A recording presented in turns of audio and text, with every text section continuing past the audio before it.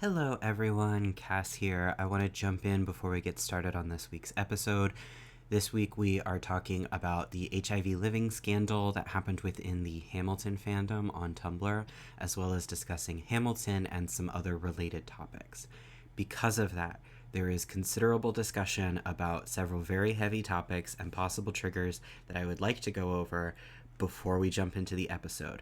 Additionally, at the beginning of the episode, Teese and I do discuss the movie Cuties, so trigger warnings also apply for that. Here is a list of possible content triggers that you can be aware of before getting started on this episode. We discuss the sexualization of minors, child pageants.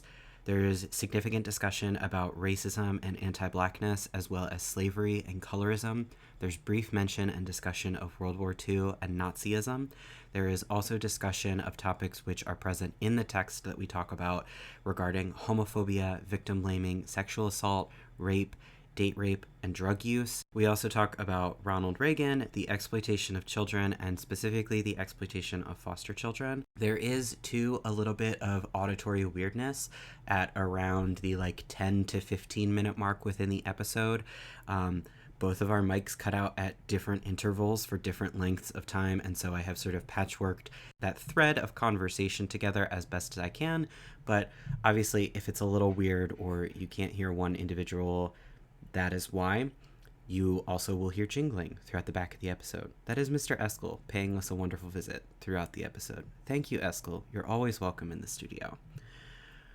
One final warning, and we do mention it as we're in the episode, a lot of the people we are discussing are still active online and present on the internet.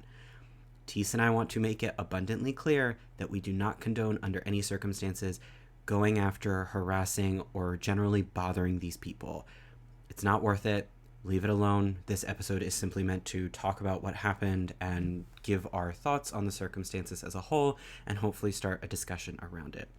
All that being said, if any of the things I have mentioned are upsetting for you or maybe too heavy for you, that is totally fine. We wholly encourage you to take a step back, sit this one out. It is not worth hurting yourself over when you're just talking about Hamilton drama. All that being said, thank you so much for listening. If you're sticking around, awesome. Let's get going with the episode.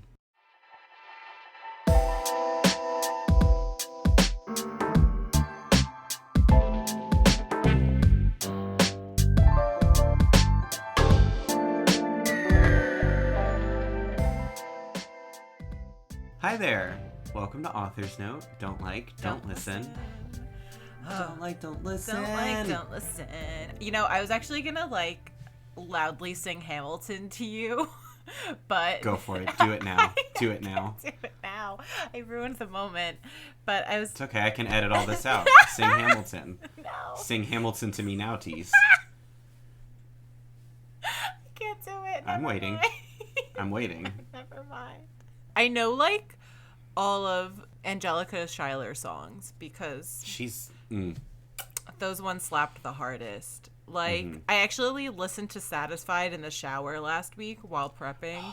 So good. It still goes really hard, unfortunately. It does. So does Burn. Yeah. Hi, this week we're talking about Hamilton, specifically MikuBinder and HIVLiving, and also, I guess, the greater context of Hamilton. My name is Cass. And my name is Teese. Teese, what's your favorite Hamilton song? Probably Satisfied. What about you? I pretty much like anything that has Leslie Odom Jr. in it. That's fair. His voice is just... Also, I mean, not to expose... Okay, so let's, first of all, just admit that even though we weren't a part of the Hamilton fandom, at the time when the music came out, we did in fact listen to it. We do in fact know absolutely. the music. The music in Hamilton is enjoyable. It is. Before we get into any of this, though, maybe we should talk about the other giant elephant in the room that we watched prior to recording this episode, which is we watched Cuties. This was 3 weeks ago now, but listen, I still have a lot of feelings about that movie. Do you? Please. I do. Please share. Cuties should not have been live action. Go off. I really respect that. So, okay. So we watched Cuties, which if you are unaware of this cultural zeitgeist happening, Cuties was made by a black Senegalese French woman and is a movie that was promoted on Netflix. It is an independent film, and it was meant to be about how young girls imitate sexuality and very sexual, promiscuous behavior without fully realizing or understanding it. The way Netflix marketed this movie was they took a still from the movie of like a twerking competition. It wasn't even a twerking competition, it was a dance competition. But they were twerking in it. Yeah, they were twerking, they were gyrating, it was like every over the top sexual dance move possible, like ripped straight out of wet ass pussy. And that was what they used for the poster. But the original film poster was actually a still of like the four main girls running down the street with like bras and underwear over top of their clothing, right? Mm-hmm. And people, of course, were justifiably outraged because the actresses are actually 10, 11, 12 years old. It's not like a Riverdale style casting where you have, 30-year-olds playing quote unquote 16-year-olds. This was like actual children who were put in this role. And we wanted to watch the movie because we wanted to have like a full understanding of what actually the movie was doing. Was it successful in what it was doing? It's a difficult movie to watch. Yes. It's really uncomfortable at a lot of places. I would say 90% of the movie, or maybe let's say 80% of the movie does not include highly sexualized footage of these girls, mm-hmm. but there's about 20% that does, and the camera lingers a little too uncomfortably long mm-hmm. in those shots to the point where it becomes what it's trying to critique, which, as a lot of people have said, quote unquote pedo bait, which I don't like that term, but it is undeniable that there is a certain awful audience who is going to seek out this piece of media for that reason. Mm-hmm.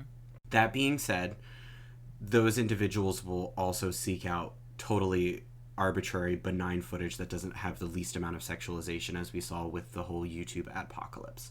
But anyway, when we finished watching it, I was kind of like, all right, okay, like the movie does its job of saying what it wants to, but I think it does it at the expense of its actresses.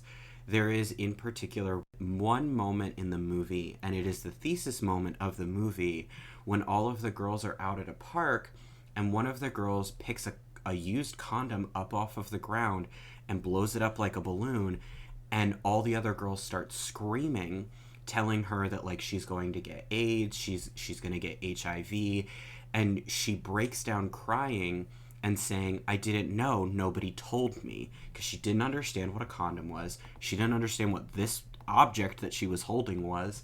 And it's like, that was it. That was the moment of the movie, and you didn't need to like hypersexualize these girls at all. You said it right there that like children just do things without understanding the greater context mm-hmm. that they're within.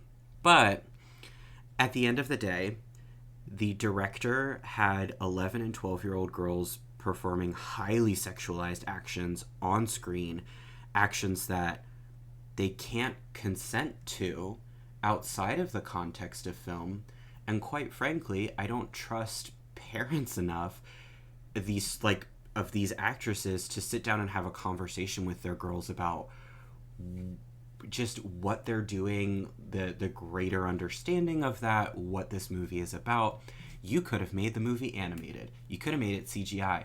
It didn't even need to be a movie. It could have been a graphic novel. But I also understand the impact of a visual medium that can be presented to you in that format. Mm-hmm. But, like, it should have been animated. Like, they could have done rotoscoping. Like, you didn't need to subject underage girls to this and put them on display. And, like, I mean, who knows? If they're going to be actresses, I'm sure this will follow them for, like, a considerable amount of time, because this movie has caused a huge uproar. Mm-hmm. And like, it didn't need to be a live action movie. You didn't need to, victimize these girls. When I worked for this film review site, I watched Tehran Taboo, which is a movie set in Iran, and it's produced by a German-Austrian animation studio, and partially because it was animated by a German-Austrian group and was spoken in Persian was because it was too dangerous to film and create inside of Iran.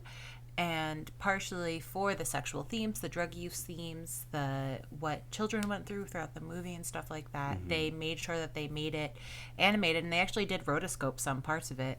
So, I mean, the animation was rotoscoped. So it's obvious that this can be done, and it has been done before in the past. And I think with Cuties, there's a very fine line about making you confront what is ugly about how sexualization of children is. That was not a proper sentence, but you know what I mean. And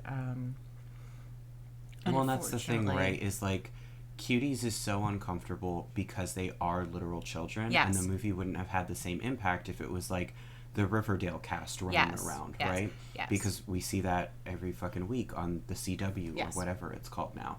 So like, it does have to be the visual of actual children to work, but like, that being said, there's a lot of content from that film that could have been cut too. That was just like, it needed a clean edit, boys, and it was not edited well. Like, I think there should have been a little bit more consideration put into it when it was editing.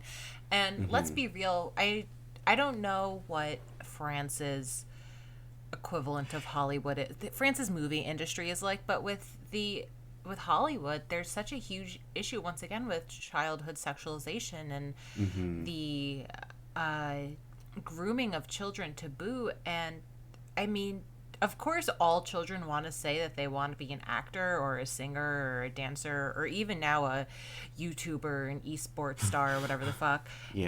But it takes a certain type of parent to say, yes, let's make my child a star. Yeah, there is I mean, if you watch Dance Moms, which Teese and I brought up several times while we were watching the movie, has a lot of similar choreography, to be totally honest, but did not see the same amount of backlash. And, like, I think people reported this film to the FBI and caused a huge stink or something. Really? Like, I don't know. There was a huge backlash. Like, people were trying to report this woman, the director, as a pedophile. Yeah, which they're like, I understand. I think where the director is coming from and what she wanted to achieve, but I think it was done at the expense of these children, and like, it is a deeply uncomfortable film, but like, no amount of art is ever going to justify the suffering that has to go into it, whether or not those children believe they suffered or that they were victimized or that they were like, I mean, undeniably she sexualizes those children. Like, you can't get around that. She heavily sexualized those children. And I mean, even with stuff like Toddlers and Tiaras, even though Toddlers and Tiaras really aren't making episodes these days, but that, and then when a child becomes viral due to Toddlers and Tiaras, instead of looking back and thinking about why are we still doing beauty pageants like this, why are we still grooming children this way, and I don't want to keep using grooming, but at the end of the day it really is grooming. Like, it's what else in the case of Toddlers and Tiaras, it's quite literally grooming. And then, for instance, you're gonna make Here Comes Honey Boo Boo, and you then proceed to make Mama June a celebrity while she's given her kid a mixture of coffee and Mountain Dew and calling it go-go juice or whatever the hell it was. Oh, God. Like, and growing up as a kid, I was really good friends with a girl who was a junior pageant girl, and no hard knocks on anybody who did pageantry at all. Listen, I respect you. I know it's a really big thing, not from the Northeast, and I'm very much so a huge Northeastern person. Like, I know this. I'm very much New Jersey, New York, like I know I am. But boy howdy, this girl's education suffered due to the amount of hair that she had because she needed that hair for beauty pageants. And I don't think that's normal. And her education suffered because she always had to have her hair done, correct? Yes. Okay. And sorry that I didn't make that more clear. And even with something like Cuties, I mean, they all suffered due to their own cattiness and their own childhood bullshit. And I mean, everybody has childhood bullshit, obviously. But there's, for instance, a scene where they fight due to the ability to dance and the ability to be necessarily to be sexy and to make it work. I feel like a sensitivity reading should have been done. A huge sensitivity reading should have been done. Absolutely. Yes. Maybe one day we'll revisit this topic more in depth, but for the time being, we watched Cuties. Yeah. Don't watch it. No. You don't need to watch it. No. You don't need to support it. No. It's MikuBinder week. It sure is. There's nothing more that rich folks love more than going downtown and slumming it with the poor. Hey, ain't that just this entire week wrapped up in a nice little bow? Oh, Jesus Christ, it really is. So, hi guys. Today we're going to talk about Hamilton, and I think before we talk about how fanlore.org puts it is fandom wank, before we start talking about good old Hamilton wank, it's important to talk about why Hamilton as a concept is kind of really Sucks. insensitive and sucks butthole. Quick rundown of topics this week is we're going to talk about Hamilton. We're going to talk specifically about why Hamilton, like Teese said, is a really insensitive piece of media, and then what Lin Manuel Miranda has kind of done with that has not been so great. I'm talking about the HIVLiving scandal, which if you've never heard of, strap in, that's a big one, as well as MikuBinder, which I'm sure you have seen some permutation of on social media in some form or fashion. Thomas Jefferson rolling over in his grave to scratch at the itchiness of his MikuBinder.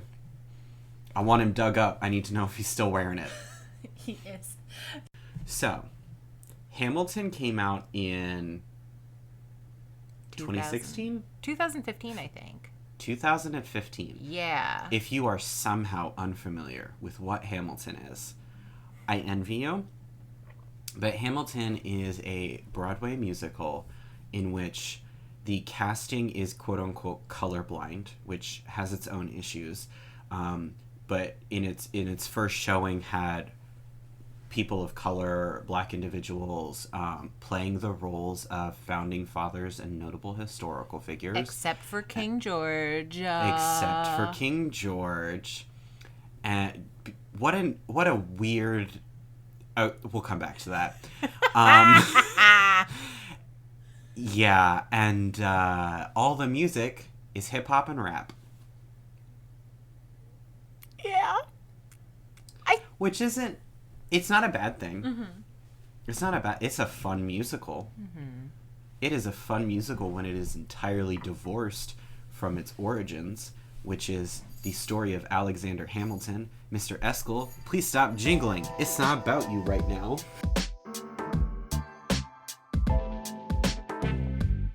Yes, right. So this all started because Lin Manuel Miranda read that giant beefy bio on Alexander Hamilton. So Lin Manuel Miranda reads this giant biography and then decides he wants to write a musical about Alexander Hamilton.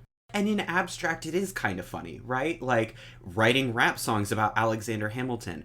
But then it becomes a problem when now it's a giant cultural phenomenon, and Broadway in and of itself is super inaccessible, and Lin-Manuel Miranda made this to quote-unquote be like a musical for the people so that everyone could see it, and so that it was super diverse because of that. But spoiler warning, Broadway tickets to Hamilton are disgustingly expensive, and to even get the lottery, you have to go through multiple hoops. Like, this is not something that the everyday person can afford. The everyday person can't afford to go to, like, any Broadway show, much less Hamilton. Those tickets are hundreds and hundreds of dollars. And guess what? It's a lot of rich white people going to see it so they can pat themselves on the back and be like, I do love the people of color. Like, I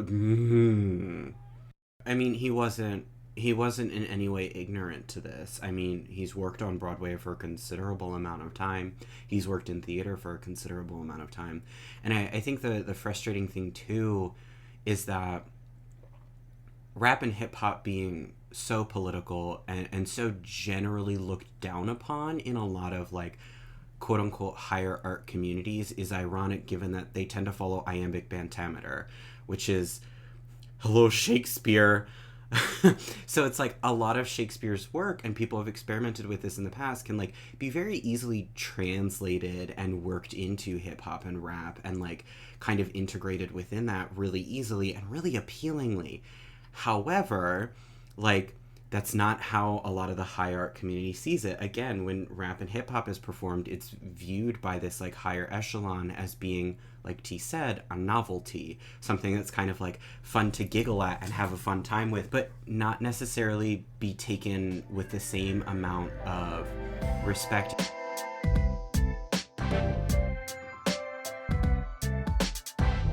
So the main issue with Hamilton is that at the end of the day, this piece of theater is a white story. And it doesn't matter how many people of color tell this story, it is still inherently a story about white people as well as white slave owners. Mm-hmm. And there is no slave character in this. Mm-hmm. There's no discussion about slavery, which is so there's rooted. passing discussion about slavery, but it feels really more like a token thing put in there to be like, I know he's a white guy, but at the end of the day he didn't believe in slavery. Okay, but he's still associated with people and condoned the actions of people and supported people who did own slaves. Like there's even a line about in What Did I Miss about Sally Hemings. Like, are you serious? You're going to mention Sally Hemings and you're not going to mention anything that Thomas Jefferson did to Sally? well, and the fact I'm not even gonna too start that talking. like Jefferson, played by Daveed Diggs, is presented as this like really handsome, debonair kind of guy who's like very appealing and charismatic and that people are very attracted to, feels so appallingly offensive and so tone deaf. Like, did nobody stop in the process of this and go, hey, maybe we shouldn't be glorifying, I don't know, Washington, who owned slaves and stole their teeth, and deifying him? Like, American history has done quite enough of that already, that to have it added to the pile where you have him portrayed by Christopher Jackson and, like, lauded by the entire cast who are people of color just feels really gross. And again, really tone deaf. Like, why did nobody stop in the creation of this and go, hey, maybe these aren't the people we should be celebrating? And like there's argument, of course, that, you know, like these people did achieve some really great things considering, and like our country wouldn't be here without them. But I don't think that should come at the expense of the hundreds and thousands of people and the system they continued to proliferate throughout this country. It's gross. Yeah. It's fucking disgusting. It's gross. It's not good. And to boot, Lin Manuel Miranda himself, he just kind of sucks. He loves to play dress up and say that he's a true blue Puerto Rican. However, he grew up in the States and lived in the States and spent his childhood summers in Puerto Rico. It'd be like me claiming that I grew up on the Jersey Shore because I spent 4th of July week for most of my childhood at the Jersey Shore. Like, it's bullshit. Well, and I think it's kind of worse than that. I think it'd almost be like you touting your heritage and like wearing that on your sleeve. And like, that's not, none of this is to deny the fact that he's Puerto Rican. He is a person of color, but there's also a level to it where like Lin Manuel Miranda's white passing. Yes. Yeah. And to boot, he acts like he's some great savior to Puerto Rico, but it's kind of like, yeah, I'm gonna give money to the arts and nothing else, and oh yeah, maybe some coffee plantations. And you're like, all right, so what about our crumbling infrastructure? What about you supporting this bill that actively hikes up taxes but doesn't particularly help any public spaces, only helps private communities? And I mean, Lin Manuel Miranda likes to think that he talks big game and he's really helpful, but in reality, he's putting his eggs in baskets that don't need eggs. Well, and I apparently a lot of Puerto Ricans have expressed sentiments that they kind of wish he would leave and not try and help, because his quote-unquote help does more damage than it does actually help. In regards to like him trying to offer money for these like coffee plantations and bring that aspect of business back, a lot of individuals were saying, you know, he was introducing seeds that were genetically modified in such a way that they know they'll damage the soil. So it feels like really short-term thought, and it doesn't feel like active advocation to, I don't know, maybe help Puerto Rico not be owned by the U.S. government. I don't know. Yeah. Why are we not actively petitioning Lin for Puerto Rico to be allowed to vote? Just a thought. Some things that are maybe a little bit more important.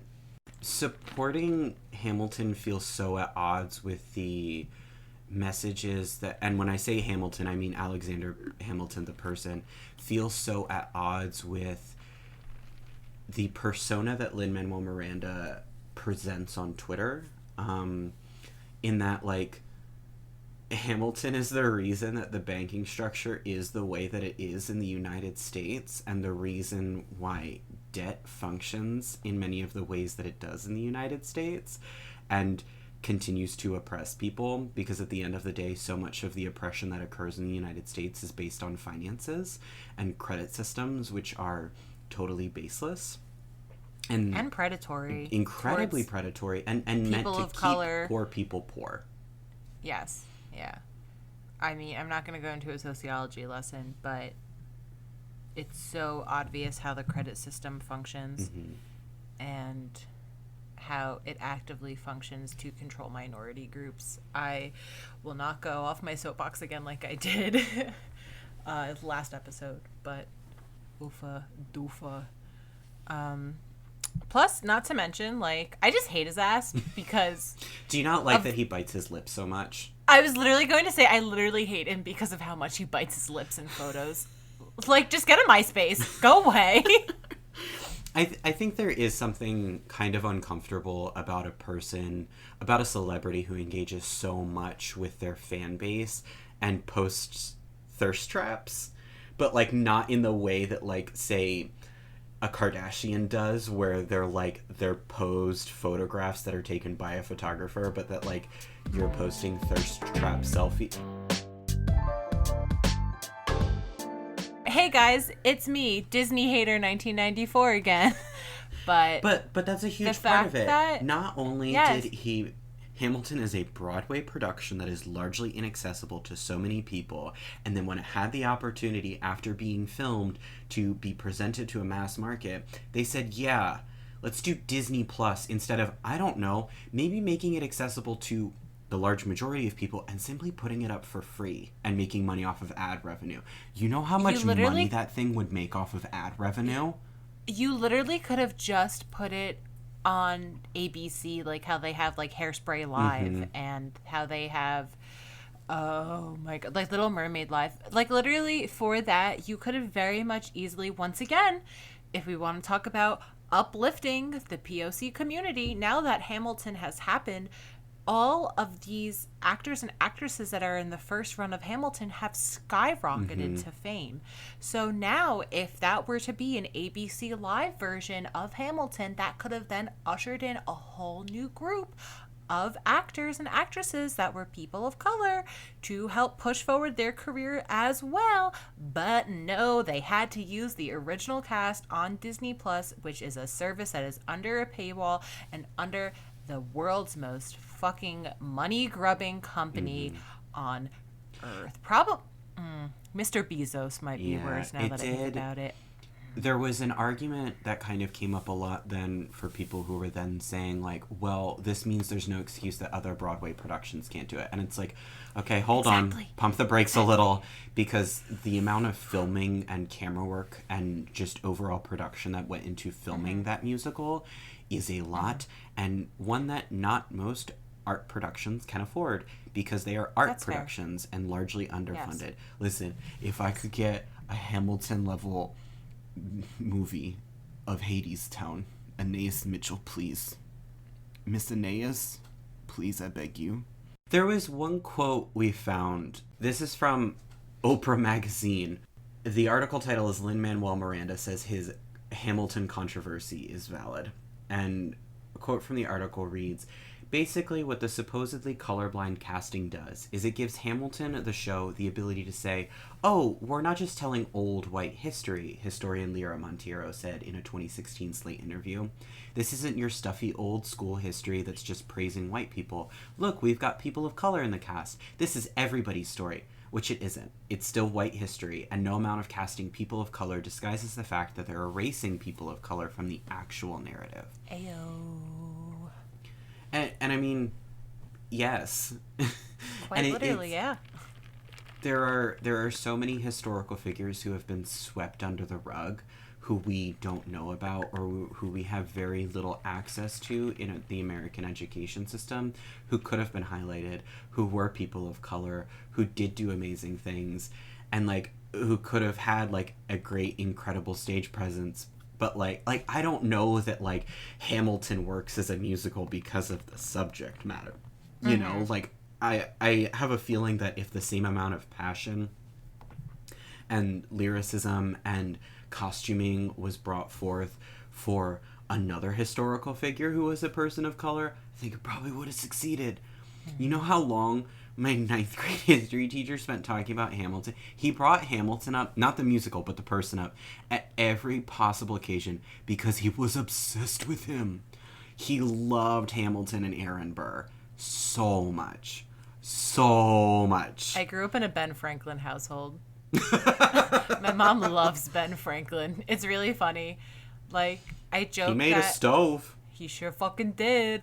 My mom loves Ben Franklin. Well, unfortunately, my history bay is... Do you want to take a guess? Is it like an American history? Yeah, it is. I mean, it's not a traditional, like, politician or historical figure Then that I you have usually no think idea. of. Harry Houdini, baby. God, that's followed so by fucking on brand. followed by Robert Ripley. Those are like... Hold on. I want to come back one second to King George being cast as a white man. Yeah. It doesn't work. I mean, it works, but it doesn't work it doesn't because work. you're okay. So the idea of King George being cast as a white actor exclusively is that he is a representation of the old ways of the stuffiness of like the British regime that is trying to break away. And he's the only one who doesn't rap, too. Exactly. But all of the other ones were stuffy old white men too. They were exactly the fucking same. They just wanted a different political system. Slightly. It's not even that. They didn't want to pay taxes. Just as evil, just as corrupt. Like, the optics on that. Hamilton is frustrating, but you know what's even more frustrating, Teese? Is Tell me. lying to a giant audience that you have HIV. Oh, boy. Ooh, can I read the opener of the call-out post? Go for it. Written by Tumblr user Diaxin Perpea.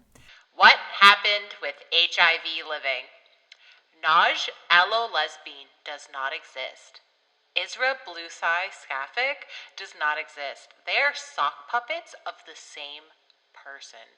Isra, in the guise of Tumblr user Blue Sky Sapphic and AO3 user Illusionista, spent most of late 2015 and 2016 collecting fans for their HIV-centric Hamilton High School AU. They claim to be an HIV-positive Chinese-Pakistani trafficking survivor living in India with their Catholic Somali-American wife. They claim to be non-binary. They claimed at one point that they had been pregnant and then they miscarried. I knew Isra was lying about their location several months ago when secondhand gossip got to me that she was an American student. However, the person who originated that gossip was a younger person and former target of Isra's wrath. They were very, very afraid of being attacked by Isra again and told me they did not want to talk about it in public. I respect that, even though I was totally disgusted by this. If she lied about living in India, then obviously she lied about her status and used those lies about her status to give advice she shouldn't have been giving and to ask for donations.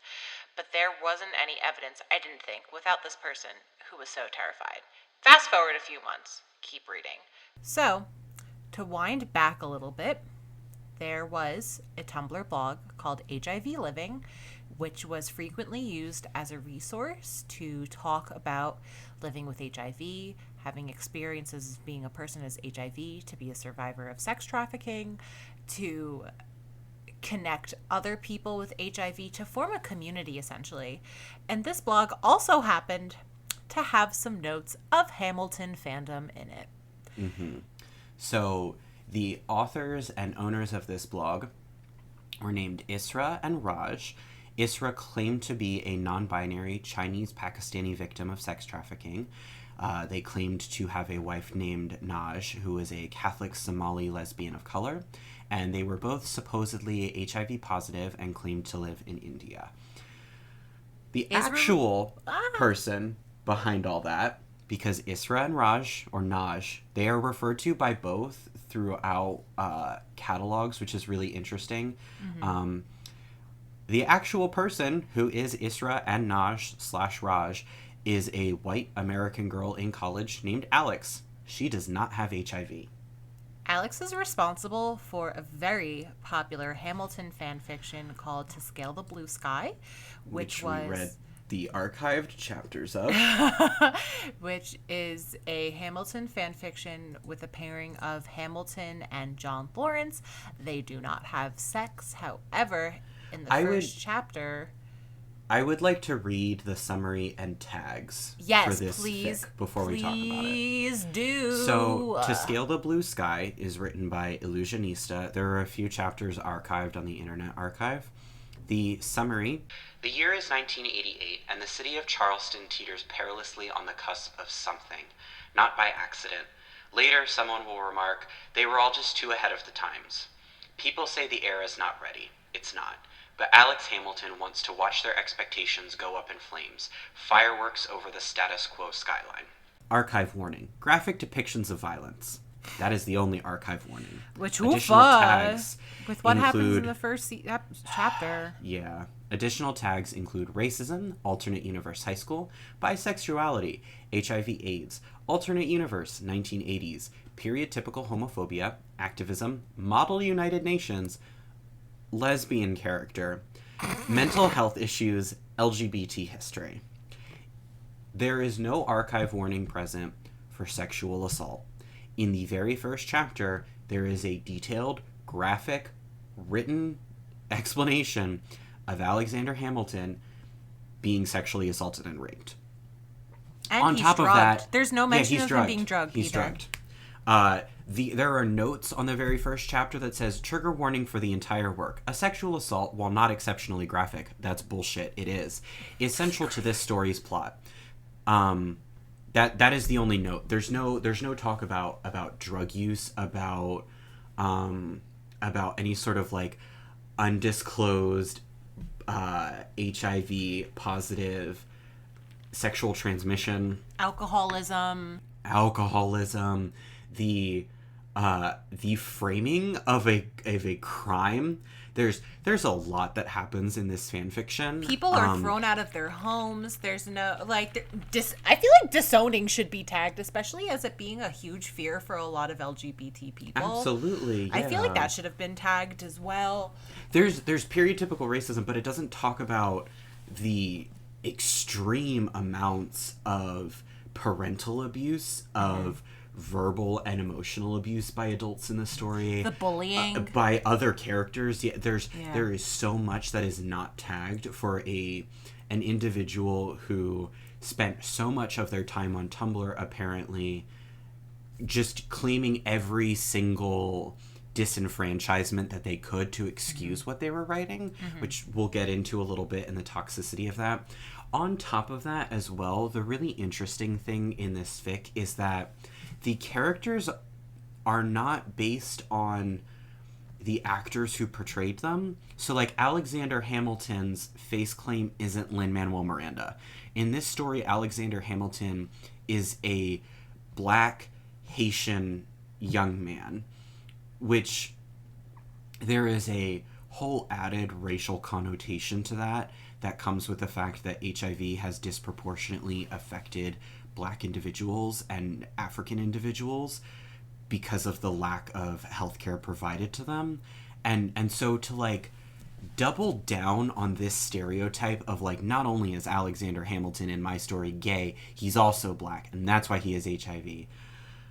Can I go on a rant about the first chapter? Yeah, but I was also going to say, before Israel was writing Hamilton fan fiction, they were writing Hitalia fan fiction.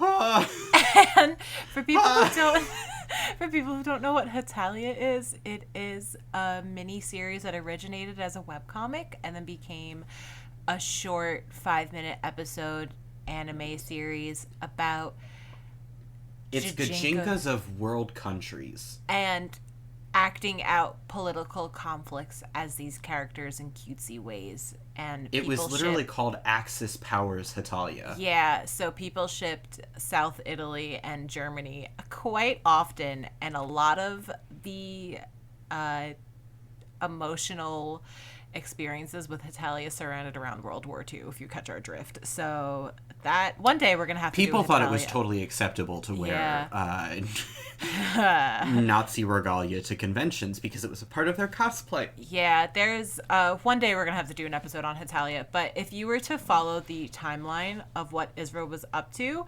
when she was writing Hitalia fanfiction, she would have been in, like, brothels and would have been in, like, what is the word I'm looking for? I don't want to say a sex slave. She would have been currently trafficking as she was publishing Hitalia fanfiction. She would have been the current victim of trafficking. Yeah, she was not trafficking anyone. I'm sorry.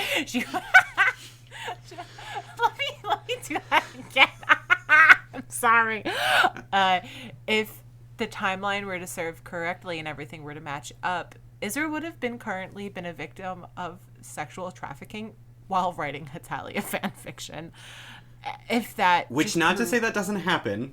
Sure, yeah. But that is also just an absolute... Yeah, the narrative is so patchy and horrible, but it's one of those things where this individual was hiding behind a guise of these things are so traumatic and so serious that nobody's going to question you on them. Yeah, and it's so weird because now when we talk about it, we're like, how did nobody not believe this? Because you want to believe in the genuine nature of a person who's offering a resource to people. Yes, you know? you'd Like, think. When I would imagine that getting a positive diagnosis for HIV or, I mean, unfortunately, AIDS, if it's even further along, is such a vulnerable period for people that if you can find support somewhere, you want to seek that out and gravitate to it and hold on to it. Yes. And the fact that quote-unquote Isra was scamming people out of money and actively promoting her Hamilton fan fiction on her quote-unquote HIV support Tumblr is disgusting. It's absolutely disgusting. What was your little rant you were going to go on? Okay, so To Scale the Blue Sky is a Hamilton fan fiction, and I hate it. Yeah, same. I've read 1, 2, 3, 4, 5, 6, 7 of the archived chapters. So unfortunately, this whole series wasn't Archived. Only chapters of it, but we've read every archived chapter. And we kind of caught most of the beats. I can understand why it was a popular fan fiction because it is it's not poorly written.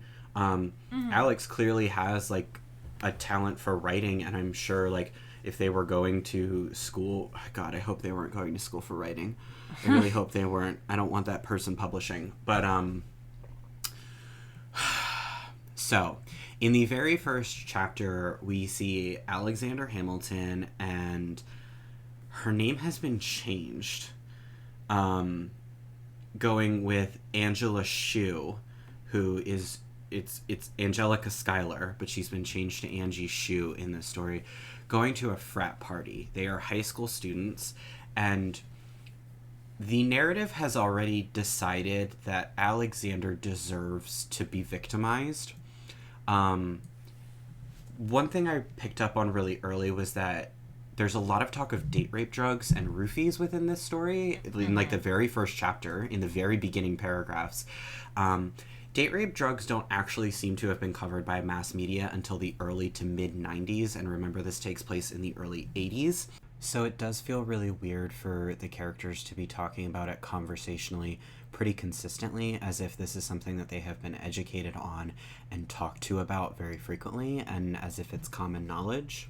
And I think that points out that this was maybe poorly researched, and this sort of poor investment into a really deeply sensitive topic belies kind of where this writer was already, that they weren't maybe taking this as seriously as they should.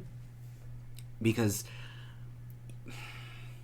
Teese and I are both writers, and Yeah. I know I at least personally believe that you shouldn't be telling stories that aren't your own, which is to say, if you are not a victim of sex trafficking, it is maybe not your place to tell the story of a person who has dealt with sex trafficking. Not to say that those themes can't be explored in your work, but you need to heavily rely upon the lived experiences of other individuals who are comfortable sharing that with you, and not pretend that this is your story.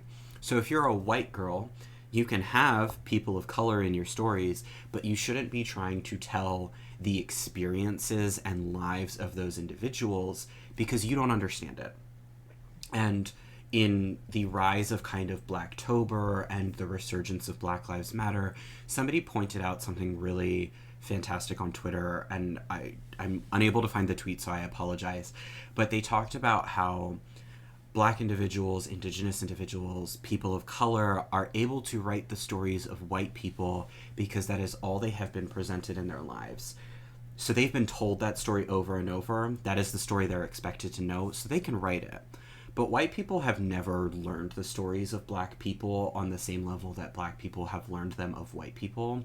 And so we are so outclassed when it comes to writing those narratives. We shouldn't, first of all. We should not try and claim space that isn't ours because we've done it so much historically that it's awful.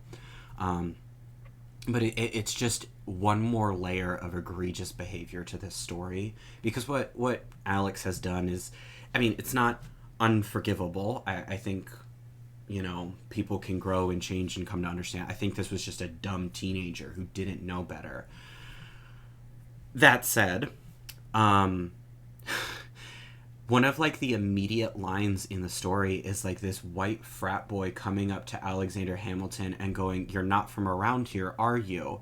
Someplace in Africa," right? Which is, okay, this isn't an experience that you, Alex, as a white writer have had. So to sort of appropriate it for your narrative to further quote unquote deepen the suffering of Alexander is really gross. Hi guys, if you don't know this about me, but I'm half Cuban. My father immigrated here to the States when he was anywhere from age 14 to age 16. I've never gotten a full answer when he came to the States, and now he's dead, so I can't ever truly fact check it.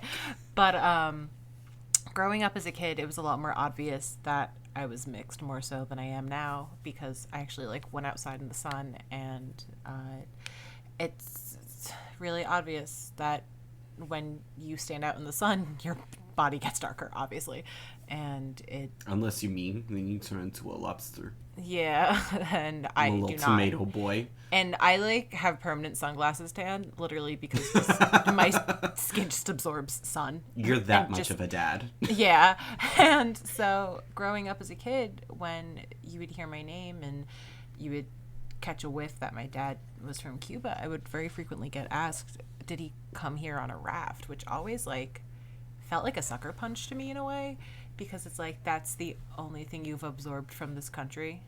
This is the only thing. And granted, I'm not Black, and I'm very much so white passing, but there's still this connotation when people come up to you randomly and ask you about something that you're like, God damn it, I have to do this fucking again. And there's no point even explaining it to people that this is such a fucked up thing to even ask.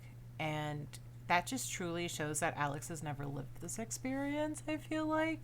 Because if I'm writing fiction, I don't want that shit to happen to characters that I care about. Like, Well, and the reaction by Alexander is like so, it's so passively annoyed. It's not even Yeah. like the narrative does not explore like the deeper pain that comes with that and the sort of, and that's not to say that, okay, first of all, obviously not every narrative surrounding like the Black experience needs to be one about pain.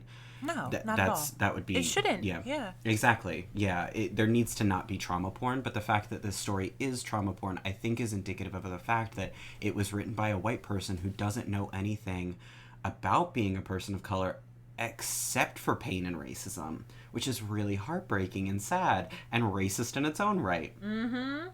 So I would like to read some quotes. So, Please. quick summation of this story is that Alexander Hamilton goes to a frat party. He gets drugged. He gets raped in a car by Charles. I don't remember his name, but the historical figure in Hamilton that they oust from the military because he's a drunk or whatever. He gets raped by that historical figure as a white teenage frat boy. He contracts AIDS. He falls in love with John Lawrence. And does he also... Yeah, he transmits HIV to him as well, unknowingly. He hasn't received a diagnosis at this point. And then the story introduces what I'm going to call Chekhov's sex conversation, wherein they have a very long, drawn-out conversation about whether or not they're ready to have sex with one another.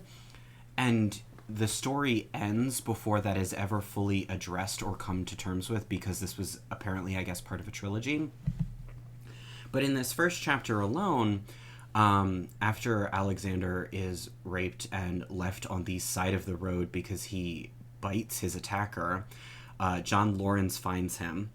And earlier at the frat party, the narrative itself, which is presented very close to Alexander's lens, but then is sometimes far away, which just kind of happens when you have a writer who maybe hasn't scoured their work or had it well beta read.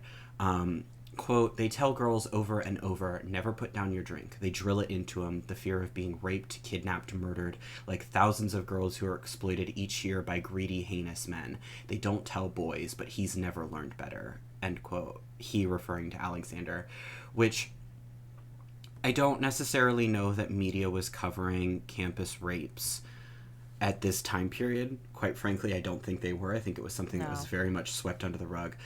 But then, when Alexander is found on the side of the road, he says, quote, Lawrence, I get you're trying to help me, but I sleep around. I only got what was coming to me. End quote. He also then refers to Angelica Shue's clothes as her quote-unquote slutty clothes. The narrative says, quote, it looks like he had lost a fight. He did, in a way, end quote. And, quote, the worst part is he probably deserves it. He's gotten on his knees countless times of his own free will, end quote. And oh my God, this narrative decided from the very first chapter that Alexander was deserving of his victimization, that he deserved to be raped. And it also... the way in which his rape is framed, and the way in which he talks about it, and the way in which the narrative addresses it, only serves to pit the audience against victims. And it even, in cases of unreliable narrators, the metatextual connotation here is that if we as the audience saw this coming, Alexander should have also seen it coming, and he was stupid not to. Which is a really, really frustrating thing. And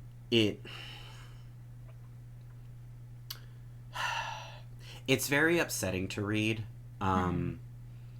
as a person who's been victimized by this sort of thing, to have somebody appropriate your narrative as a victim of rape and frame it in every single way possible as something that you, one, should have seen coming, and two, because you didn't see it coming, you deserved it, and three, because of your prior behavior, you deserved it. It is so egregious and so disgusting and so upsetting and so poorly handled.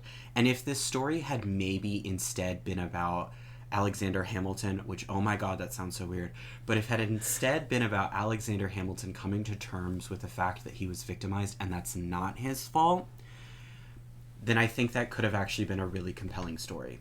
But that's not what this story was about. It was, he was raped as a plot device. There's also this whole caricaturization of the characters, and they are diminished to stereotypes, which I feel like is really important to talk about. Really fucking upsetting. Because, I mean, not only, to go back to what we just said, Alexander Hamilton is in fact a black person in this series, and the fact that so many POC men in particular were affected by the AIDS and HIV crisis, it feels gross that this is the targeted story that was told. But as well, on the flip side, we have John Lawrence, better known as Jack, throughout the whole entire thing.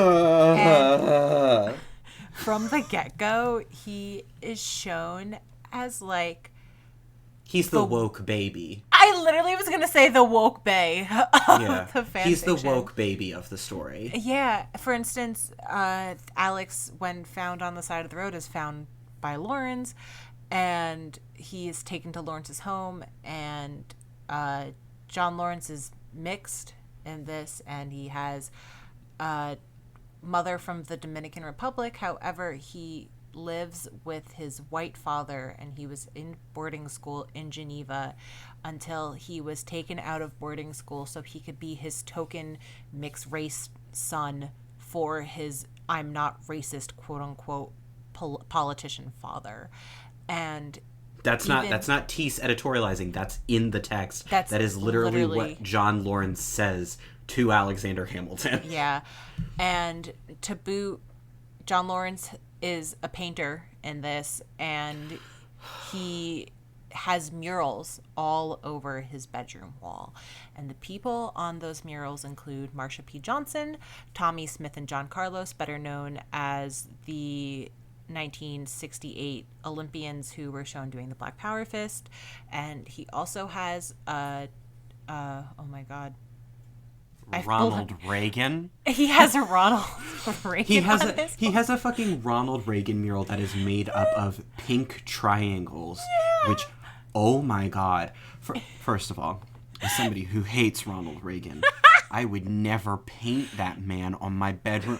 I don't want to be laying in bed and be stared at by Reagan. And then he has a Nelson Mandela speech on his ceiling. Oh my god. And it's just so gross, and it feels like the same way when people try to write characters of color and there's like a whiff that this character speaks Spanish, and they're like, "Que pasa?" as he salsas over to his boyfriend. Like, it just feels like that. We really should have known that Isra was white just alone by John Lawrence's bedroom and what Isra chose to describe in John Lawrence's bedroom. And to boot, all of these characters are in Model UN, but as well as are in a AIDS support group in their high school. Like, just make an gay straight alliance. Just make a fucking gay straight alliance, please. And it's before anyone's diagnosis, so it's just like John Lawrence is like very passionate about this, and it's like, okay, all right, I get it. And even in the fic, when Marsha P. Johnson's mural is mentioned, Alexander Hamilton's internal monologue is like, "I didn't have to ask Lawrence if I knew he was LGBT. I already knew just by knowing this." And I mean, I could be wrong, but was Stonewall like a commonly known LGBT history thing in 1988 when this takes place? It was really difficult for me to find any reporting on that. Okay. If you're a high school kid with a hyperfixation like John Lawrence, maybe that makes sense. I mean, but also, like, even in 2000, the year of our Lord 2020 right now, in 2019, I made a first brick at Stonewall joke to a group of straight friends, and they didn't know what I was talking about. So I would not be surprised if this wasn't taught in schools. I mean, it's still not taught in schools, not often. Imagine it being taught in the 80s? I don't think so. So even that sounded a little suspect to me. It just There's feels... a moment in chapter 6. Yeah. So, keeping in mind Isra's quote-unquote identity, Chinese, Pakistani. I was literally just about to start talking about this. Oh, I'm not talking about the thing you're thinking about either. But ooh, okay, go off. Let's go. There is a quote in chapter 6. Somebody approaches Alexander and says, "I guess I'd heard you were kind of ghetto or something." Alex fumes but manages to bite his tongue. Of all the things people say about him, that is perhaps the one he hates the most. It implies he's a pretender to his accomplishments, that deep down he's a sketchy urbanite prone to petty crimes and likely to be in prison before he's out of high school. The whisper has an especially prominent racial undertone. End quote. Not only does this read as internalized racism, maybe, it also reads as a declaration of the metatext itself. And if Isra were a person of color, she's not because she doesn't exist, she still wouldn't be exempt from the blatant racist anti-blackness of that statement and the overall narrative itself. So what's important to keep in mind here is that Alex fostered this identity of being an underprivileged, a disenfranchised person of color to excuse what they were writing and to give them a quote-unquote free pass for what they were writing. So that if somebody came to them and said, "Hey, I'm really not comfortable with how you wrote that," they could say, "Well, I was a victim of sex trafficking, so it's totally okay for me to write it like that." First of all, that's not how that works. Second of all, in very brief terms, that sets up a really dangerous, toxic environment in any circumstance where you are asking people to perform their victimization and oppression in a really oppressive way. And quite frankly, you don't deserve access to somebody's private information like that just so that they can justify what they're writing to you. But hey, maybe just don't write stories that you are neither qualified nor have the experience to be telling. But yeah, Teese, you wrote down a wonderful observation. So in chapter 6, to go back to this weird caricaturization, Isra does this great thing in the author's note that says, also, if any fellow Chinese people / people who speak Chinese are reading this, and I paused because not only does Isra suddenly make all of the Schuyler sisters Chinese, but she also continues to spin the own tale of her own bullshit and her own... And she's race-facing. At the end of the day, like, I don't want to... She's literally pretending to be a person of color. She's literally race-facing. Like, the same way how we say blackface in the cosplay community, you're performing blackface in general. Like, obviously, blackface is not just a cosplay thing, it's obviously a humongous thing, but what I'm saying is, like, even like white people who pretend to be Asian is usually used for race facing and shit like that, so that's why I said cosplay. There's this sentiment that she continues to pull this lie through the whole entire fan fiction, even in her author's notes, and just to like casually remind people. Yeah, and she frequently has Chinese placed through, and not Chinese, is it? I'm assuming she doesn't even mention if it's Cantonese or Mandarin. She just writes Chinese people, which is another flag, you know? I mean, I can't tell the difference between Cantonese or Mandarin. And let's be real, there's tons of other languages spoken in China, but I know those are the two main, so that's why I said them. I apologize for not being as educated as I should be. And that just shows, once again, that she clearly just playing pretend. She really doesn't know what the fuck she's talking about. And it's so weird to me to boot that they're so frequently shown speaking Chinese, because in the 80s at that point, like, they're also shown at lunch eating like traditionally Chinese food during lunch. And I feel like because their parents are so Americanized in this, and their parents are like lawyers and heads of colleges and shit like that in this, I feel like these girls would pretend to be as American as possible and would only speak their mother country's tongue. It's like at home between themselves with their parents. And I mean, my mom graduated high school in 1977, so this is about 10 years earlier than when this fic takes place, and she was encouraged not to speak Italian as much as possible.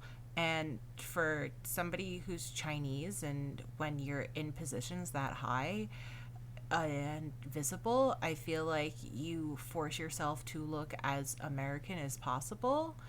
And I mean, shout out to people who are really proud of their cultures, who aren't afraid to show what's going on. But like, I've seen so many stories of people who grew up and their parents gave them more ethnic food for lunch, and they got ridiculed throughout their whole entire schooling. And or people who are told not to speak their parents' first language. Yeah. And just the fact that Isra so casually inputs this also shows that there's not a certain sensitivity put into this and consideration for people's lived experiences, because once again, she's just never clearly lived it. It's so obvious in every aspect of this fic. The choice too to make all of the Schuyler sisters Chinese feels kind of odd to me, because given that the Hamilton stage production characters are played by multiple different women, obviously from multiple different backgrounds, who are different races, to eschew their races all to one to make them into these weird stereotypes feels offensive at best. Yes. But it also then, a lot of the narrative takes place where Alexander and Aaron Burr are children in the foster system, and it's like, you could have very easily made room for the Schuyler sisters to maybe also be in this system, or a part of it, or adopted siblings who are all from different backgrounds and yet still do treat each other like, you know, the incredibly tight, close-knit sisters they are. It's just, there's so, like an onion, there are so many layers to the problems of this story. Not to mention, Alex and Aaron in this, they are foster brothers, quote unquote, but also their foster mother does not have enough money to keep the lights on and purposely has foster children in her home so she could help pay the bills, which, oh my God, there is so much to unpack there. I need you to pick one core conflict for this story, Isra. It's literally the kitchen sink. It's, you know what it is? It is Reagan propaganda. This is Reaganomics, the fucking fan fiction. There's it is a moment so bad. In chapter 6 that continues to plague me. I think about it in my mind every day, where Lawrence and Alexander change into all black clothing and oversized hoodies, and Alexander turns to Lawrence and goes, quote, "Just being black and dressed like this is enough to get pulled over." And I'm gonna eat my microphone. I'm white. So mad. But I just feel like maybe people of color don't talk to each other like that. I feel like maybe you shouldn't turn to your friend who also has lived the same experience as you. Probably, maybe a little bit worse. He was in Geneva. And listen, racism obviously It felt Europe. like Isra trying to be like, I know about racism. I'm aware of racism. It was not by any means like a natural pull in the conversation. It wasn't even something where it's like John Lawrence is too ignorant and doesn't realize that people are racist. This was just like a moment for Isra to be like, I know about the racists.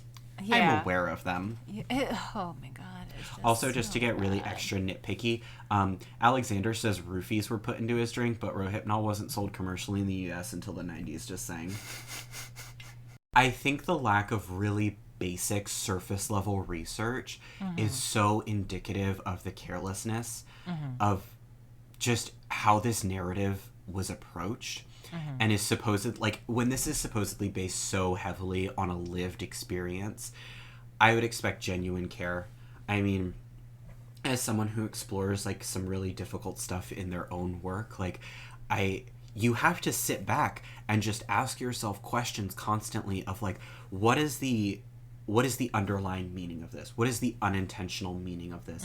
How can this be perceived? And like, yes, some people are more careful than others. Some people are more thoughtful than others. But when you are literally running a blog that is, I mean, it's an activist blog to offer resources and help and advice to people with HIV, and you don't even think of like the most basic stuff. I mean, clearly. A quick question. Yes. Who's the lesbian character in this? I don't know. It was Angelica. It was Angelica. Angelica's a lesbian? Yeah, but it's like She's shown sleeping with men too, I guess. Yeah, but it's like a weird thing. When do they say that? When did I miss that? I don't know. Are we sure it's Angelica? It might not be Angelica. I was warned of a lesbian character. I need to know where she is. Who is she? Where is she? Where are the girls? Lesbian hiding in the back of the narrative, safe in unarchived chapters that are gone forever. Oh, girl. They can't victimize you. You're safe now, my child. So maybe we should start switching gears and talking about why it was so important that Alex was unmasked, essentially. I feel like it might be time to switch from the fic itself and start talking about the I could talk about the fic forever. Let's talk about how Alex got caught.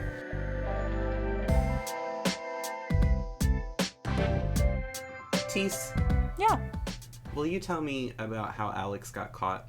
Yes. So recently, as if this just happened yesterday, Alex posted as Isra a Cash Me link. And Cash Me is something similar to Venmo, PayPal, Cash App, XYZ. And when you have the little $sign with your username, that's a cash tag, I think it's called. When you post a cash tag, that's only available in the United States.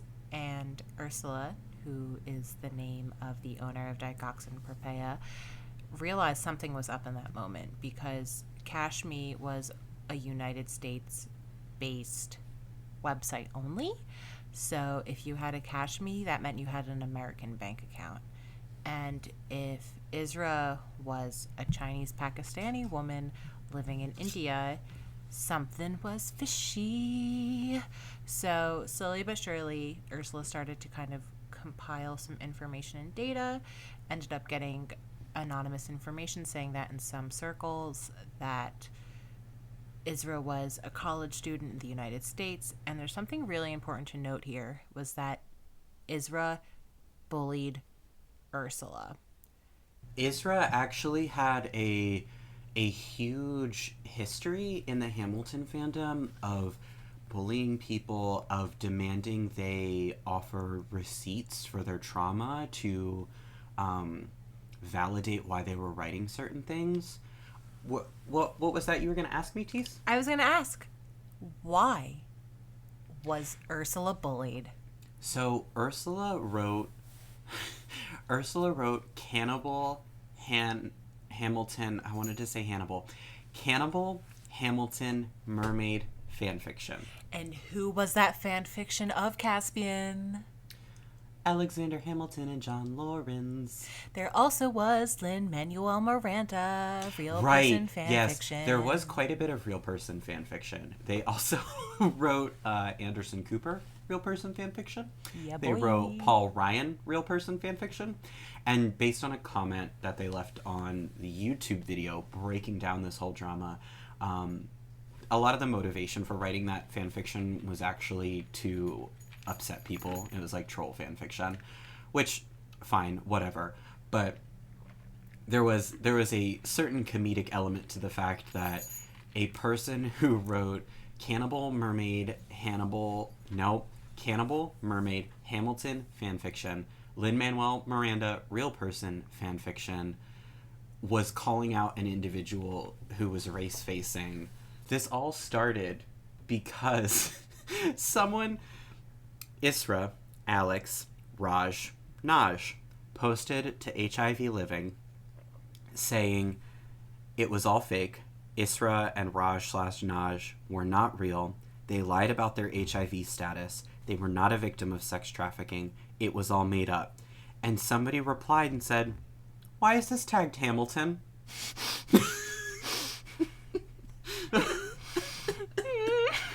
Why indeed, dear reader? Why?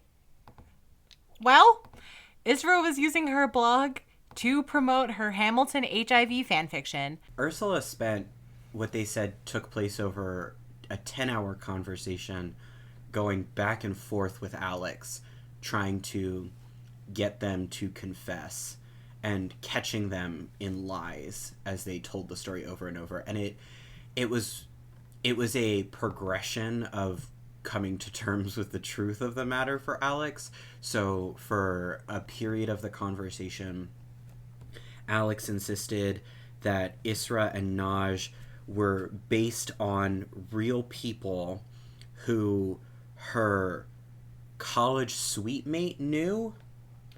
And at one point in the story, I believe Isra was based on Alex's college suite mate explicitly, and just the names had been changed because Alex found their story so fascinating, which is disgusting. You don't get to take real people in your life and use them as character inspiration in the way that Alex did, in a really invasive way where she didn't even ask them. I mean, she couldn't have. They didn't exist. Yeah, sure didn't. I don't know what else to say about this besides that Isra fundamentally hurt people, then refused to give up the ghost when she got caught. She kept trying to wiggle herself out of it. First she was saying that she was roommates, and then she wasn't, and then both of them were fake, and then she wouldn't delete all of her stuff, so she probably was easy to track down. I mean, Ursula did a really good job being like, all right, this is you, now you should really delete this account too. Yeah, Ursula found a picture of them and sent it to them and said, bad news, you can't be Isra because this is you, based on corroborating information. Ursula was really good about not doxing Alex, but just using straight up fact and information, and was like, hey, like, I want you to delete all of this. You need to take care of this, and you need to lock and delete. Like, I mean, let's be real. There's such a culture within Tumblr that's like, all right, go fuck yourself. Now I'm going to leak here's your phone IP number. address. Here's your picture. Here's where you work. I mean, that's still an issue. Yeah, and Ursula was like really sympathetic because it was really obvious that Alex was only 18, 19 years old. Yeah. And I mean, let's not say like, oh, she didn't know better, but like when you're 18, 19, you do really dumb stuff. Like I was that doing frontal dumb lobe shit. is still cooking. Yeah, like Lord knows I was doing some dumb shit 18, 19. I think there's also everybody a level was. to it. Yeah, there's a level to it too where it's, I do wish we could distance ourselves a little bit from the idea of you should know better when it comes to snafus like this, because you can only know as much as you are told and as much as your experiences allow you. And like, you know, we argue that it's like, well, everyone has access to the internet. Not everyone has access to the internet. You know, we don't know what kind of homes people grew up in, and none of this to excuse the behavior or what went on here, but just to say, like, try to avoid saying they should have known better because they were XYZ years old. Yeah. Yeah. People can get taken advantage of at any age. People can do stupid shit at any age. And I do think that for many circumstances, we need to allow ourselves the capacity to allow these people to grow. It's not our place to forgive Alex. I mean, Alex didn't hurt us directly. But what Alex did was incredibly manipulative. I don't know that any of it was intentional. I'm sure it was probably a teenager who stepped into something and got way too deep into it and didn't know how to backpedal. Because we also have to acknowledge at the time that this happened, the culture of Tumblr was very much writing every single aspect of your oppression into your bio to excuse your behavior.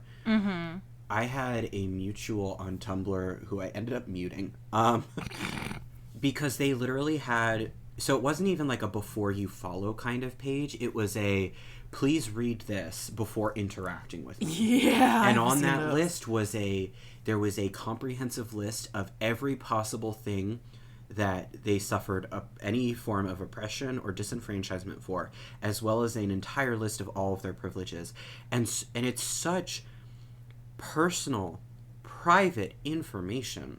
I am here to tell you that if a stranger on the internet asks why you have the quote-unquote right to create something, you do not owe that person your private information. You do not need to tell a person about horrible things you went through to justify or validate you making something.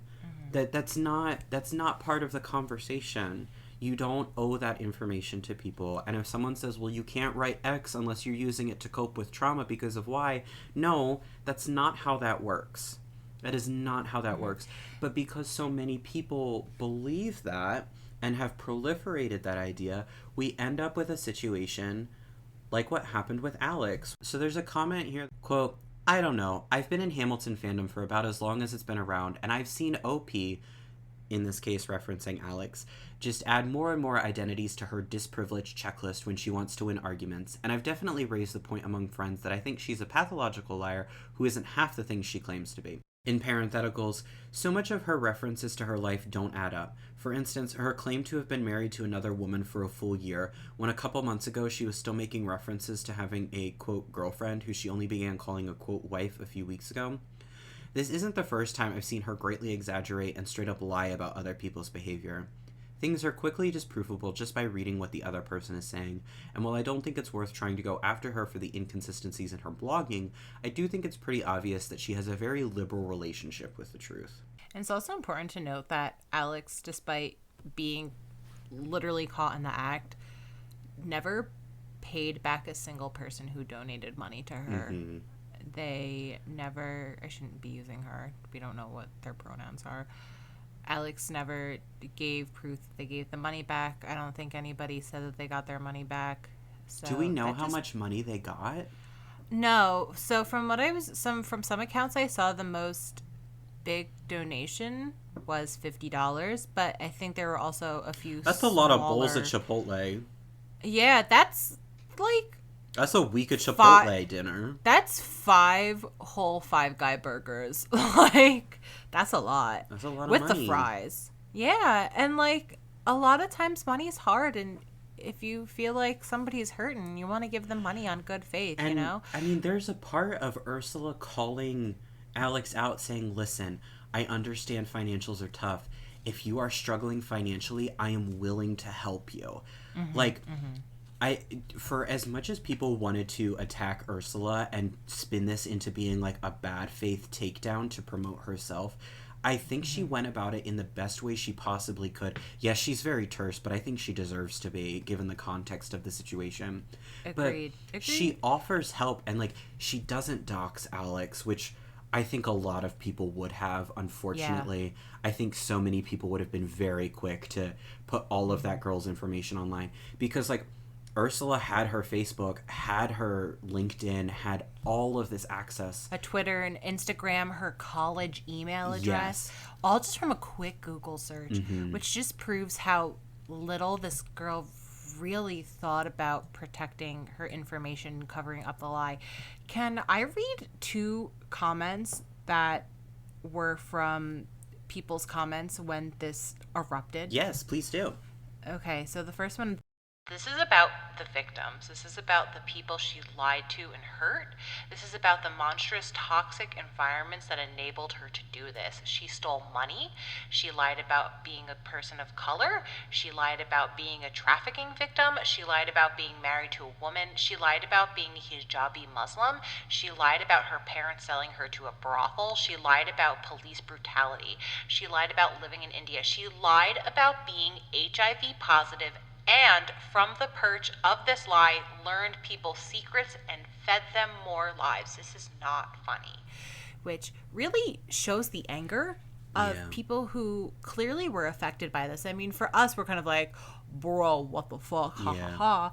But she hurt people. She genuinely hurt people in her actions of doing this. She perpetuated racism within a fandom that already does have racist connotations. And then she also spun this lie and thoroughly tainted a resource for so many people, the same way that, like, I mean, she doesn't that have HIV. What She kind of doesn't. advice is she offering people? She's The not a same way medical that professional. No, no. The same way that that kid who claimed that he understood Scots and almost destroyed the Scots Wikipedia, this is the same shit. It's the same level of hurtful shit in internet circles. I mean, it's not world-shattering, timeline-altering harm, but it is harm done to individual people who have lives and who have been hurt. And, you know, some of that pain might be lesser, some of that pain might be greater. It's a gross situation. It's a gross situation. And it's a really sad one.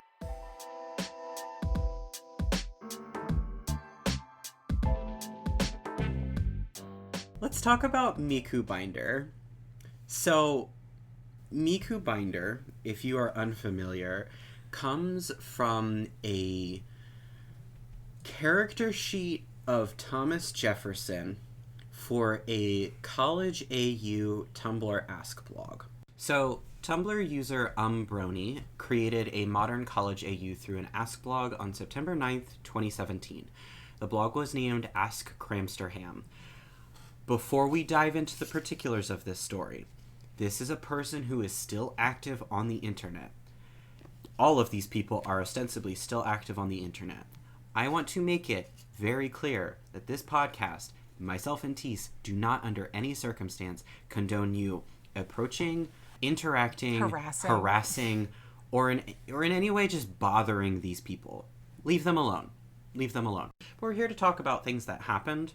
That doesn't mean, by any stretch of the means, do we think that you should go out and bother these people. Leave them alone. So, this was an Ask blog. It was called Ask Cramsterham.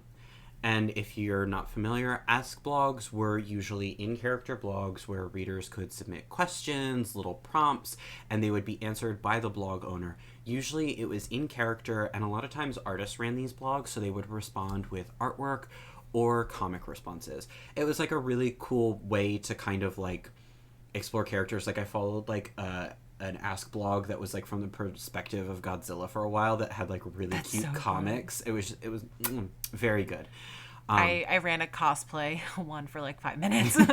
They're intensive and they require like a lot of output to like keep engagement. It's a lot of energy. Mm-hmm. It's a lot of time and energy, yeah. So the very first character sheet that was put up on this blog was for Alexander Hamilton.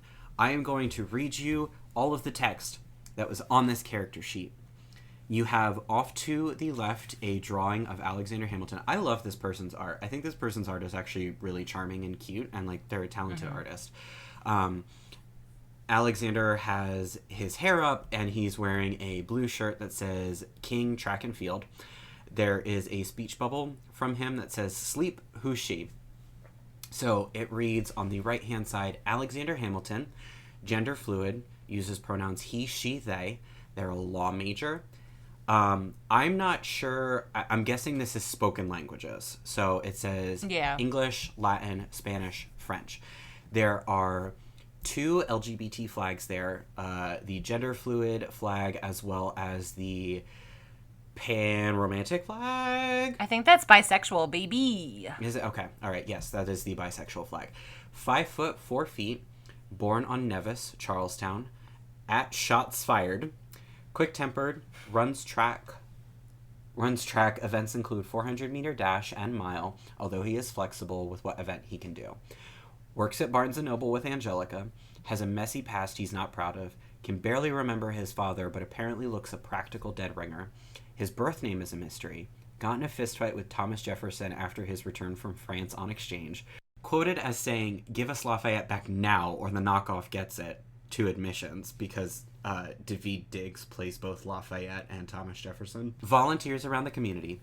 banned from mock trial for causing Aaron Burr a nervous breakdown, competitive gamer, Smash Bros. What is that's very tiny. Mainly melee. Mainly melee. Matching bracelets with Squad. His is ectoplasm green. Yes. Also plays Pokemon competitively. Legally blind, 2800 vision. Loves science. So. Is that real? Is that allowed? Can you have 800 vision? It might actually be. Interesting. I don't know. I'm not qualified in this area. So only a day after the creation of this blog, they received a response upset by Alexander Hamilton being presented as gender fluid. The blog boosted affirming and positive responses that liked that Alexander was gender fluid. Mm-hmm. There was a lot of criticism, and people called it like homosexual erasure because he was bisexual. Alexander Hamilton is a straight white man. Okay. So, character sheets for John Lawrence and Thomas Jefferson were posted 2 days later on September 11th. I want to read those full pages. Okay. John Lawrence, he, him, speaks Spanish, English, and French, is a music theory major, 6'2", 24 years old. At Cheesiest Fry is his handle. He is born in the Dominican Republic, he is a single father, and works as a mechanic part-time with the Skylers. This is in somebody's handyman for the Skylers. Okay, part-time handyman for the Skylers. This isn't somebody's handwriting, so I apologize. It's also very small in Google Docs. Can I get a zoom in? That's what I've been doing. Yeah, I don't know why I didn't think of that first. Has ADHD, general attention disorder. His overt friendliness is a cover for his insecurities. Is on good terms with his ex-wife, Martha. Formerly attended and played football for Clemson before transferring to King's, which is the college they all go to. Childhood friends with Alexander. Therefore, he's one of the few who knows their dead name. Okay. Started a cappella group with Alexander, Hercules, and Lafayette. It's called The Revolution. Reconnected with Alexander when Alex started his first year at King's. Stoner. Has smoked cigarettes since age 12. Found his mom's and has smoked since. Often jokes that people are friends with him just for his mom. Eleanor is hilarious. On that note, he's super tight with his mom and is never the same after her passing. There's also a note here that reads, Charles Lee is terrified of him and John has no idea. He also has an anime dog tag, which was a gift from Alex, and he is holding a baby and a baby Bjorn on his chest. Baby's very cute. It's very cute. That's a very cute baby. Now, Miss MikuBinder herself, Thomas Jefferson. Thomas Jefferson is depicted to the right with purple hair, a pink or maybe purple, depending on the color grading, bandana. He's wearing glasses, has purple eyes. I actually really like how they do eyes. Is wearing a chest binder with a Miku pattern on it, and over top is a slouchy sweater that reads, I met God, she's black. Also has Legend of Zelda Triforce tattoo. Thomas Jefferson, he, him, art education major, 5'11", 26 years old. Speaks English, French, and some Japanese. Was born and raised in Virginia. His @ is nobody tells me anything. Furry, taking Japanese lessons. Thinks he can cook, but can't. Dated Angelica Schuyler before his transition. Her dad had no idea. Calls her Angie, and is one of the few who can and live. Obsessed with anime. Frequents Barnes & Noble and Starbucks, so naturally runs into Alexander a lot, and his ex, Angelica, a lot. John's former drug dealer. Used to be addicted to cocaine. Hates to recall his past. Tattoo artist. Gives Peggy her first tattoo. Pretends to like jazz and classical, but is really K and J-pop trash. Flamboyant, loudmouth, and bad at love. Alexander did not want him to have a bracelet, but Maria makes them, and she seems to like him. So, always beats Alex at Pokemon because his are genned by James. Alex knows, but pride always drives him to rematch him. Okay. There's a lot there. There sure is. There sure is. I am asking I am asking politely for the Hamilton fandom and for most fandoms, instead of taking real historical figures, perhaps, may I suggest, simply make OCs. Simply make OCs. I am begging you. There is... we talked about it when we were talking about Hamilton, but there's like a weird level of like... There's just kind of like this weird excusing of how awful these historical figures are when you decide instead that they're like an uwu anime weeaboo. Mm-hmm. And I understand that this is not a one-to-one correlation of Thomas Jefferson to MikuBinder Jefferson. But at the same time, there is a level of harm that is being done. Mm-hmm. And the fan base excuses this and actively continues to perpetuate this type of behavior. Mm-hmm. And instead of, once again, thinking about what the source material is, proceeds to just woobify the founding fathers into quirky, relatable college students who wear MikuBinders. And have Legend of Zelda tattoos and work at Barnes and Noble. Are recovering addicts and are single fathers and all have friendship bracelets. There's a difficulty in that where you've now made a white man into a person of color. You've made him into a black man. Again. You're also choosing specifically to highlight his opiate addiction. Yup. Yeah, so it's just nobody thinks in this fandom, man. Nobody thinks in any fandom. There are always bad eggs. You know, these just happen to be the ones that rise to the top. The blog received negative backlash, and Ask Cramster Ham's response is below. I'd put a read more, but currently this hurricane is fucking up my shit, and I have no power, so I'm on mobile. As many of you know, my recent character sheet of John Lawrence got a bunch of hate on Tumblr. I got accused of homosexual erasure because John isn't just homosexual, he's panromantic, which means he can experience romantic attraction to anyone regardless of their gender. That doesn't have to involve sexual attraction. When he was younger, he didn't know what he was feeling, so he took Martha to bed because he mixed his feelings up. After all was said and done, they talked it out, they got a clean divorce, and they're good friends now. He's always kind of felt awkward about it because the full-on homosexuals in his community gawk at the fact he says he truly loved and cared about a woman before. And the heterosexuals know he's flaming, so he just doesn't fit. He cries about it a lot. He's trying his best, and I'm trying to be unique and give everyone a representation. So naturally, you're going to see shit that usually isn't talked about. But it's real, and I'm going to vocalize them on my Ask blog. So things are going to be different from what you usually see in other people's AUs or canon. Alexander isn't trans in canon, but we do it anyways, and that's fine. Editor's note, it's not fine. So why can't John have his usual sexual identity, and something that would explain things makes so much sense as well? That's just how I see it. And I'm not going to force you to see things in my way. I'm just going to run things how I run things because it's my Ask blog. If anything, your behaviors are harmful because you're trying to force the entire LGBTQ plus spectrum into a box of either you're gay or you're not. And that's just not accurate, and it's just not right.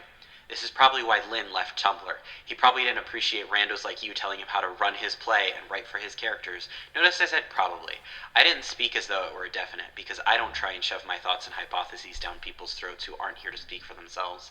And this is probably why many other people are going to leave this hell site as well. It's never any other site. It's just Tumblr. Always just Tumblr. And people who come from Tumblr to other sites, you can tell by the way they speak and how they relentlessly degrade you, your work, your thoughts, and your opinions, and how they can only be the one who is right. And they must always have the last word. Well, sorry, I'm having the last word here, because it's my AU. My blood, sweat, tears, and hard work trying to draw and satisfy my followers and people who look up to me admire my varying representations. You can't advocate for equality and then shit on someone trying to bring to light the same. Don't worry, I'm not silencing y'all. You can continue to voice your opinions, but I'll tell you what. If you come up in here trying to start discourse and bullshit again on a blog people come to have fun and view different interpretations of a character they all know and love, I'm gonna block you. Then you'll really be mad. This is the last statement I'm making on the matter. Have a great day, everyone. I will continue to post. Heart.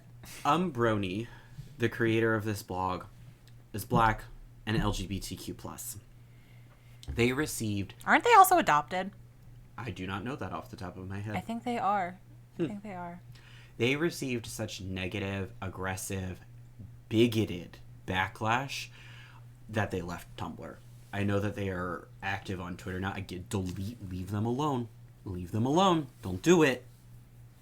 I know it's all fun and games to joke and laugh about MikuBinder, because it is genuinely kind of funny, but it wasn't lost on a lot of people that they were very clearly trying to impart some of their own experiences and find representation for themselves in something that they very clearly loved, even though that just happened to be historical figures.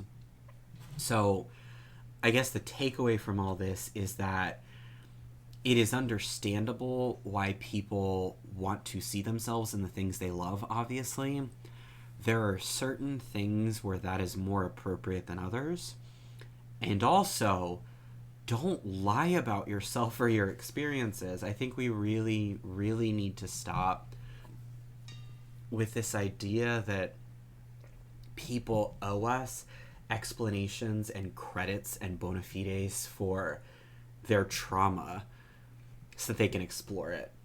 That's a really good note to sum it up on. Teese, who's your favorite founding father? I don't have one. Do you? No, absolutely not. See, exactly. I mean, for all the shit that Brony did, because they do have a few other lasting blips on the internet besides MikuBinder, Jefferson. It's important to note once again that, like Cass said, people want to see themselves in this. I mean, so many times have we seen characters adapted and borrowed and used within media. I mean, even recently there was a movie that came out called Shirley that really struck me wrong because I'm a really big Shirley Jackson fan, and they used every bit of her that wasn't her at all and made it into a movie essentially.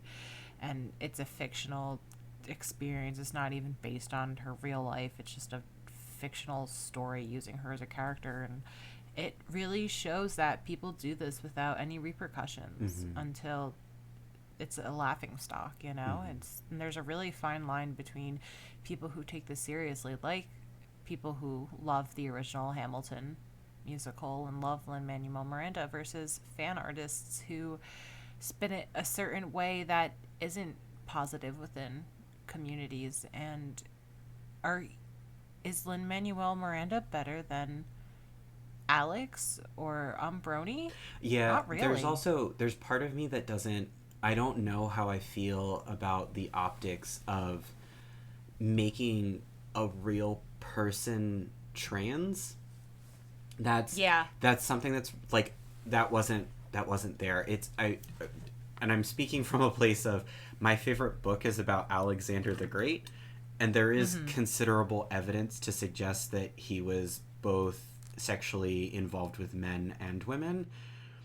But like I would kind of be uncomfortable still if, you know, like people decided like, oh, Alexander the Great is trans, and it's like it's not so much about, you know, I think there are a lot of people who are like, well, Alexander Hamilton did terrible, awful things. And it's like, yeah, he did. But I think there is a level of respect that we have to impart on all people, living or dead, to respect the way that they addressed and saw themselves, no matter how awful they were in their lifetimes. I think, you know, once you start moving a goalpost and saying, I'll only respect people if they don't do this, you know, or only respect people's identities if they didn't do this, then you create a very slippery slope really quick, and a lot of people are going to take advantage of that. I think there's something a little bit different about, like, you know, maybe playing with like Alexander Hamilton's sexuality and addressing that versus like his literal gender identity, and like people especially with sexuality. I feel like because so frequently it is in fact skirted around in so many historical outlooks. And I mean, even race, like you want to talk about like Alexander Dumas, the writer of the Three Musketeers, was half black. And or Mozart. So many people Mozart was black too. I mean, so many people don't want to talk about it, but they were. Mm-hmm. And I mean, You know? there is, from my understanding, some pretty considerable evidence and belief that Alexander Hamilton and John Lawrence might have actually been involved in, at the very least, emotionally intimate relationship beyond friendship. Interesting. There's Really? So I can understand people wanting to explore that, but for me personally, and like, I'm not going to condemn you, I'm not going to come after you, I'm not going to harass you for, you know, headcanoning dead people as being trans, but I guess I would ask people to be considerate of that, and, you know, like, really stop and examine, like, why this particular person, and obviously a lot of it is a desire for us to see ourselves represented and seen and be seen, and to kind of share something with the characters we love, but maybe stick to fictional characters. You know, they're fun. You can do whatever you want with them. Yeah. And with that, I think it's time that we start wrapping this bad boy up. Where can we find you on the internet, Cass? You can find me at Valhethella on all social media platforms. That's VALHETHELLA. If you ever want to reach out to us, comment on anything, share anything with us, please feel free to email us at authorsnotepod@gmail.com. You can also find us on Twitter at authorsnotepod. Teese, where can we find you on the internet? You can find me at Vicunad, VICUNAD. You could also hear my voice at the Fresh Podcast Market. It is a real podcast about fake podcasts. And our theme was done by James Waiulo. You could find him on Bandcamp under James Y. And our cover art was done by the wonderful Nyaliest. You can find more of her work at Nyaliest. That's at NYALLIEST. And with that said, thank you so much, everyone. Stay safe and have a wonderful day. Have a good one. Bye, guys.